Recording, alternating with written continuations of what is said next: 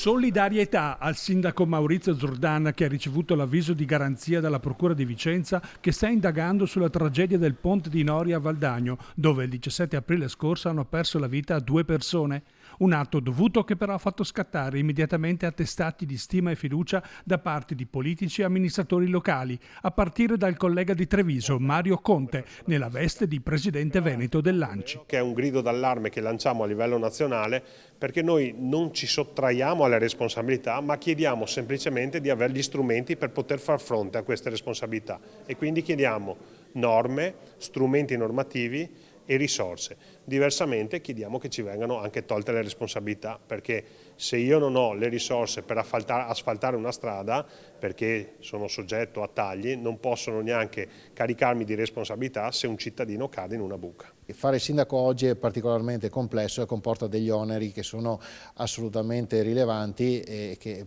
poi quando accadono queste cose sono spiacevoli, fermo restando che ovviamente se ci sono delle responsabilità andranno accertate e quindi la magistratura fa il suo mestiere. Ci troviamo qua di fronte di sindaci che devono affrontare una situazione personale difficile. Il sindaco Zordan di Valdagno ha ricevuto anche un avviso di garanzia in conseguenza e quindi è chiaro che noi tutti siamo stretti, siamo forti insieme a lui per dire vai avanti perché sei nel giusto, hai lavorato bene. Grande solidarietà al sindaco di Valdagno per l'avviso di garanzia che ha subito, un atto dovuto però è un atto che fa male. Mi sento di esprimere la mia totale solidarietà sia in rappresentanza della provincia di Vicenza ma anche come collega, in quanto quello che è successo a lui poteva succedere a qualunque di noi senza che ci sia nessuna colpa specifica. Dal punto di vista nostro diciamo, ci sentiamo non dico tranquilli ma coscienti di aver fatto tutto quello che poteva essere fatto. Ovviamente essendoci stata la perdita di 2 vite umane